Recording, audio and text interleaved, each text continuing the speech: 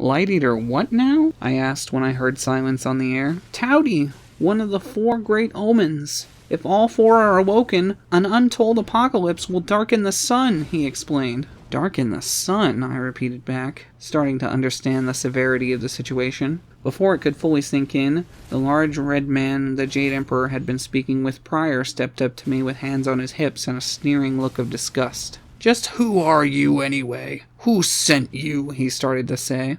But we were all taken aback when the Jade Emperor himself reached out and grabbed him by the shoulder. The moment his gentle hand touched him, the man looked back with great surprise before getting out of his way and kneeling before him without a word. Young one, return Taotie to his prison in Diu, and the Chinese pantheon will lend you our aid, he said. His voice was calm and somber, yet hopeful and pure, and his words rang true in my spirit.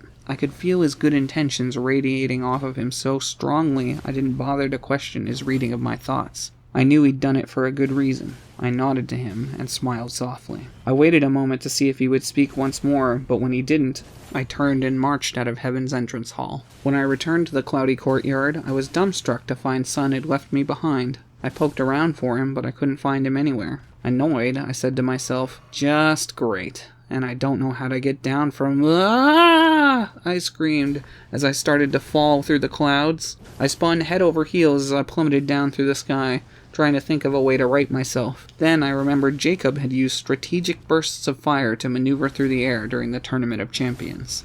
I could only control fire a little bit because I hadn't practiced with it in so long, but I managed to make a burst of flame in my hands and stop spinning. Then I really saw it.